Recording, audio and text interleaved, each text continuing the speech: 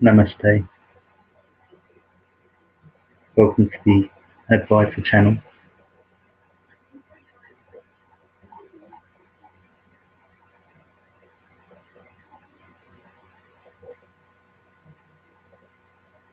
Om Satguru Mujiji Ki Jai. Om Satguru Anantaji Ki Jai.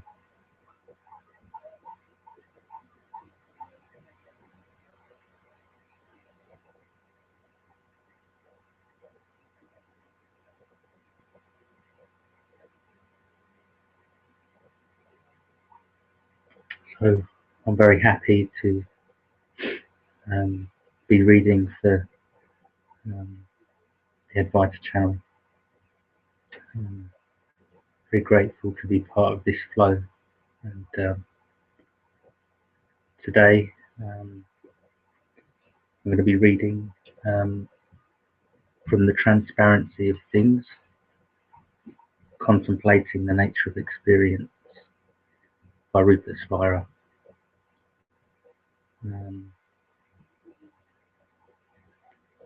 going to read from, just to give you an idea of the context of the book. I don't really need to add anything to it because it's so very clear and so very direct already. So on the back of the book it says, the purpose of Rupert Spira's book is to look clearly and simply at the nature of experience without any attempt to change it. A series of contemplations leads us gently but directly to see that our essential nature is neither a body nor a mind. It is the conscious presence that is aware of this current experience. As such, it is nothing that can be experienced as an object, and yet it is undeniably present. However, these contemplations go much further than this. As we take our stand knowingly as this conscious presence that we always already are, and reconsider the objects of the body, mind, and world, we find that they do not simply appear to this presence, they appear within it. And further exploration reveals that they do not simply appear within this presence, but as this presence. Finally, we are led to see that it is in fact this very presence itself that takes the shape of our experience from moment to moment, whilst always remaining only itself. We see that our experience is and has only ever been one seamless totality with no separate entities, objects or parts anywhere to be found.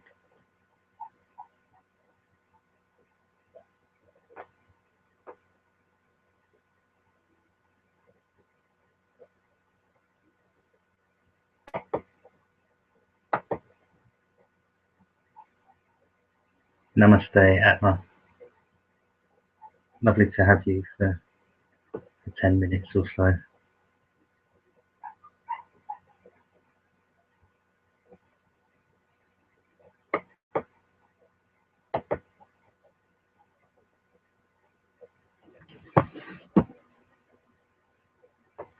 So today I felt that I would read the foreword and have some silence.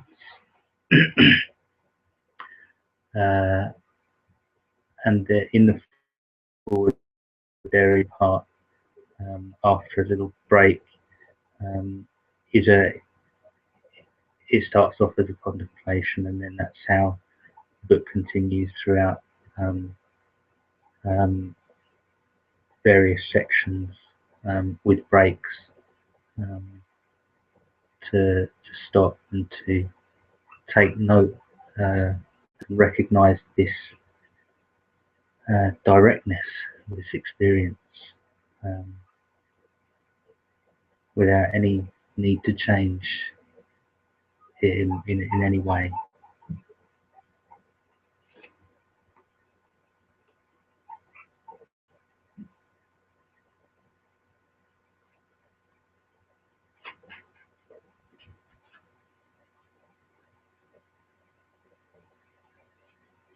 So this is the forward.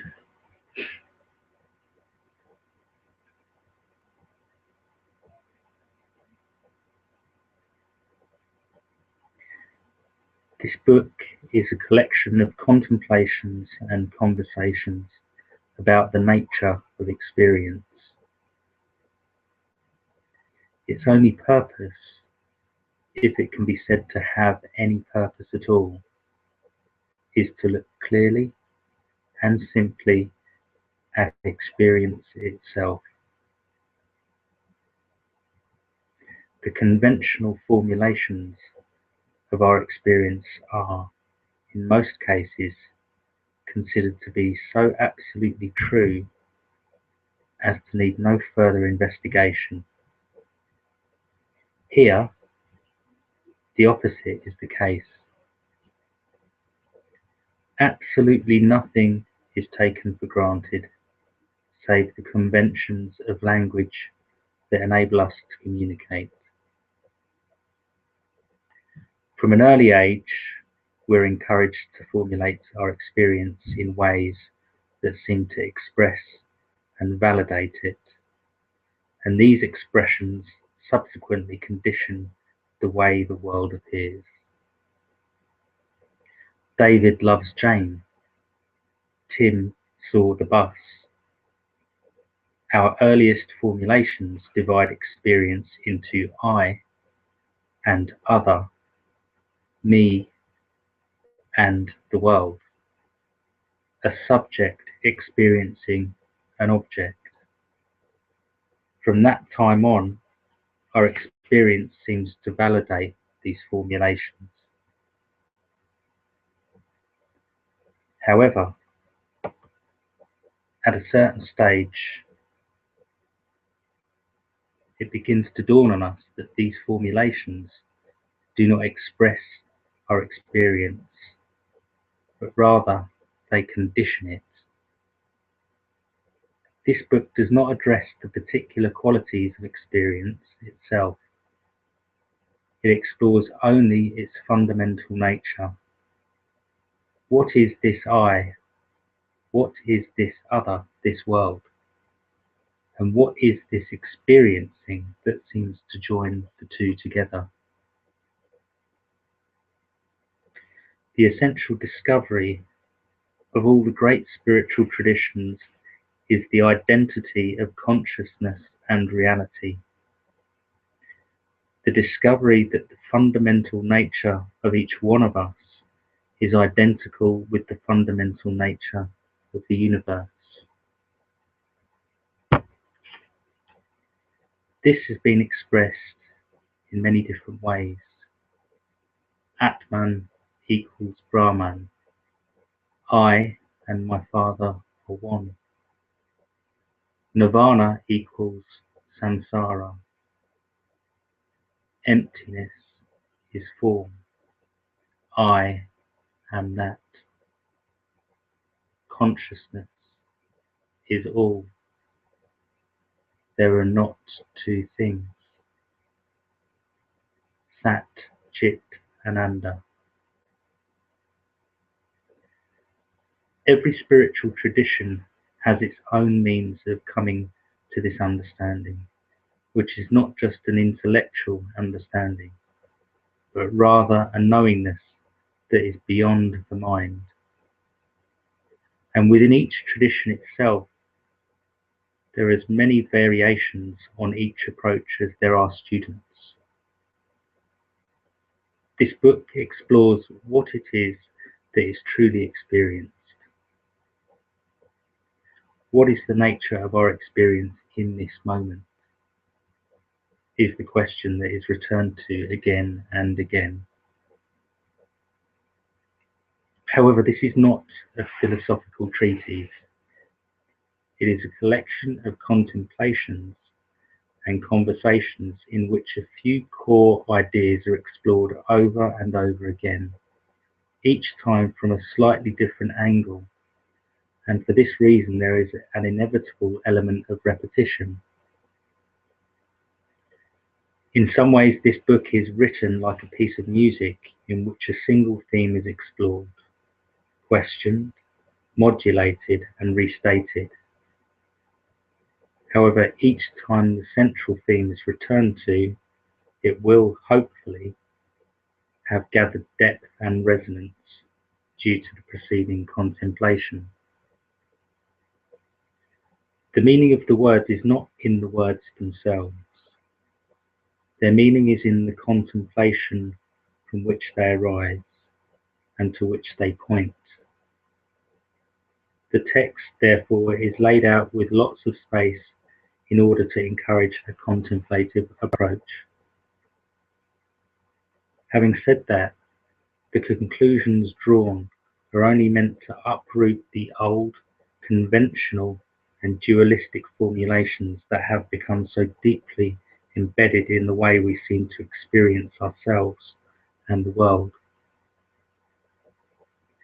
Once these old formulations have been uprooted, they do not need to be abandoned. They can still be used as provisional ideas that have a function to play in certain aspects of life. The new formulations are perhaps closer or more accurate expressions of our experience than the old ones, but their purpose is not to replace the old certainties with new ones. They simply lead to an open unknowingness, which can be formulated from moment to moment in response to a given situation, including a question about the nature of experience. There are many ways to come to this open unknowingness, and the dismantling of our false certainties through investigation is just one of them that is offered here.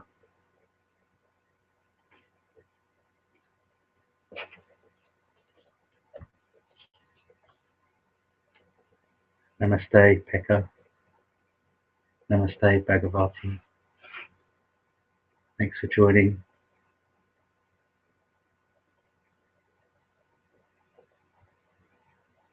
Can I just check actually that if there is anyone listening, can you hear properly? Is there any problems with sound? As this is my first live broadcast I've undertaken.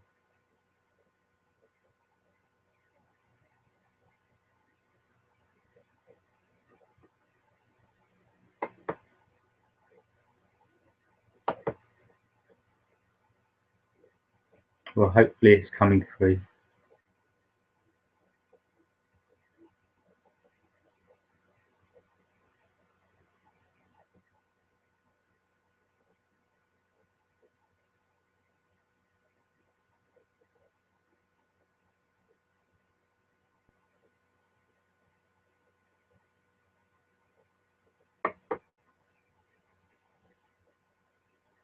So we'll just have some silence before I read the second part of the foreword, which will lead us into a further contemplation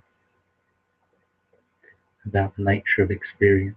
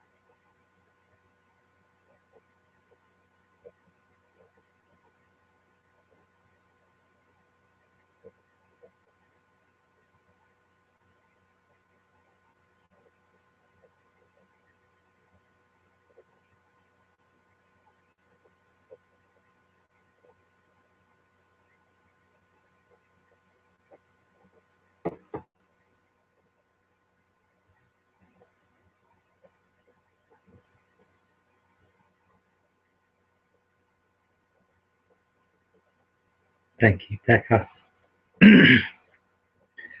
My accent is a bit difficult to understand.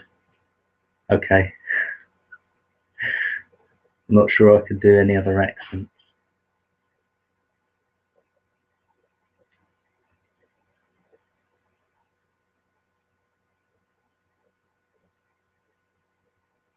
Actually, the Indian accent used to be something I used to find difficult to understand, but the more I become accustomed to it, the insat saying it, the easier. You know, father's voices, um, I'm able to understand what he's saying. Um, but it's beautiful, all these different voices and accents. But of course, yeah, the one thing that transcends any language is this presence beyond language, stillness. As you say, Pekka, understand the presence and you feel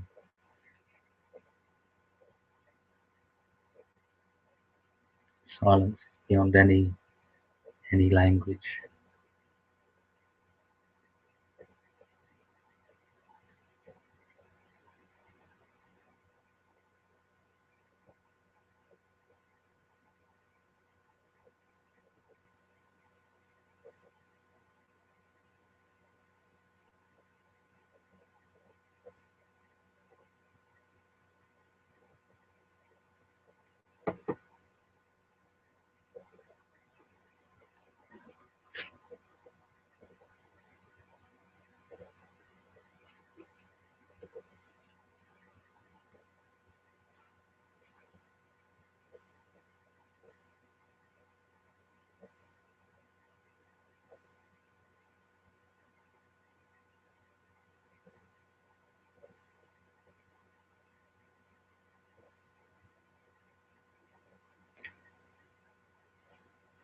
If our attention were now to be drawn to the white paper on which these words are written,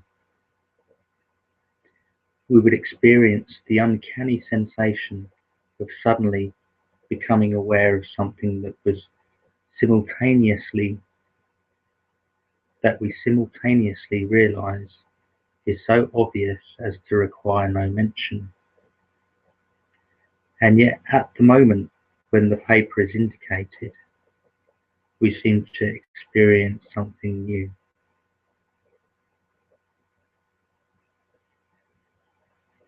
We have the strangely familiar experience of becoming aware of something which we were in fact already aware of. We become aware of being aware of the paper. The paper is not a new experience that is created by this indication. However, our awareness of the paper seems to be a new experience. Now, what about the awareness itself, which is aware of the paper? Is it not always present behind and within every experience? Just as the paper is present behind and within the words on this page.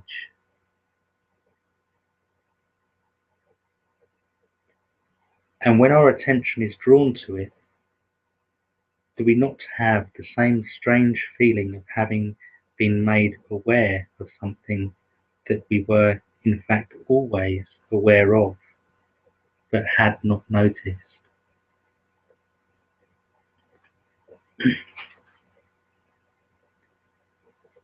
Is this awareness not the most intimate and obvious fact of our experience, essential to and yet independent of the particular qualities of each experience itself? In the same way that the paper is the most obvious fact of this page, essential to and yet independent of each word. Is this awareness itself not the support and the substance of every experience in the same way that the paper is the support and the substance of every word?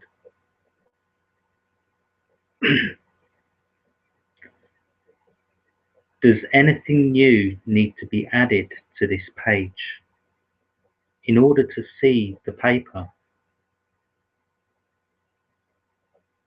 Does anything new need to be added to this current experience in order to become aware of the awareness that is its support and substance?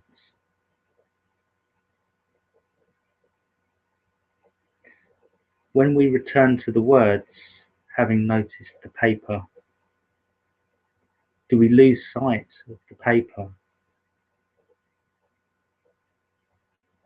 Do we not now see the two, the apparent two, simultaneously as one?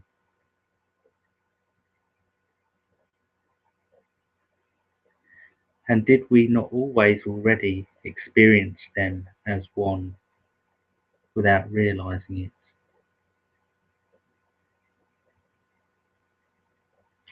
Likewise, having noticed the awareness behind and within each experience, do we lose sight of that awareness when we return the focus of our attention to the objective aspect of experience? Do we not now see the two, the apparent two, awareness and its object, simultaneously as one? And has it not always been so? Do the words themselves affect the paper? Does it matter to the paper what is said in the words? Does the content of each experience affect the awareness in which it appears? Every word on this page is in fact only made of paper. It only expresses the nature of the paper, although it may describe the moon. Every experience only expresses awareness or consciousness, although experience itself is infinitely varied. Awareness or consciousness is the open unknowingness on which every experience is written. It is so obvious that it's not noticed. It is so close that it cannot be known as an object and yet is always known.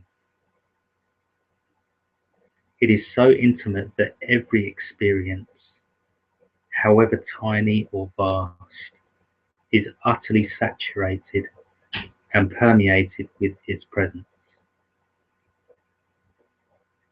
It is so loving that all things possible of being imagined are contained unconditionally within it. It is so open that it receives all things into itself. It is so spacious and unlimited that everything is contained within it. It is so present that every single experience is vibrating with its substance.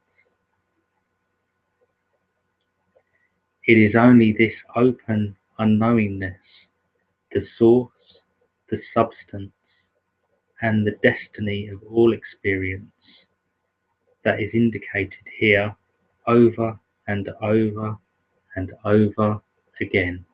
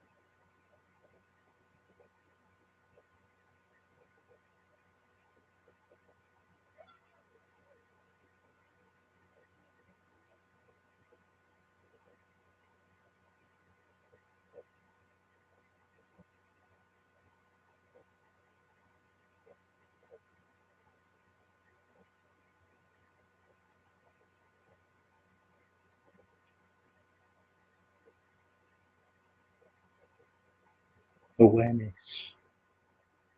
or consciousness is the open unknowingness on which every experience is written.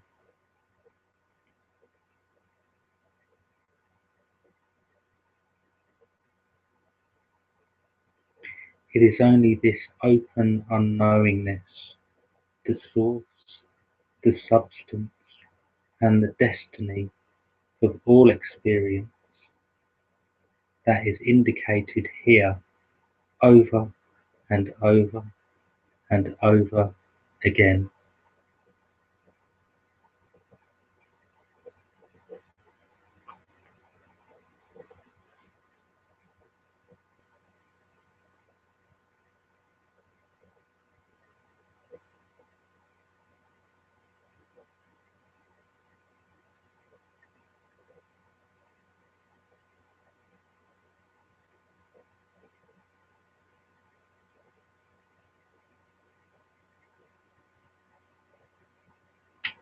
Thank you for joining me here on the Advaita channel.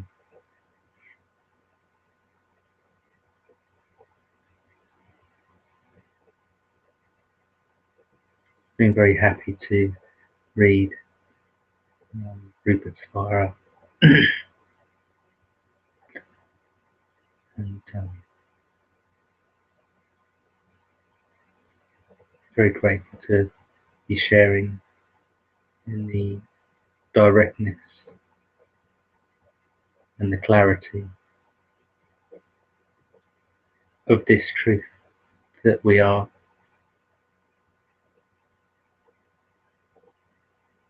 and we can never not be.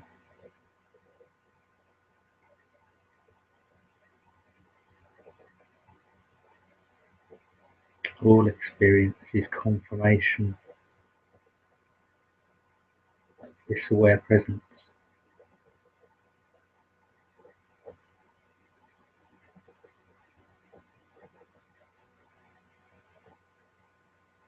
Thank you.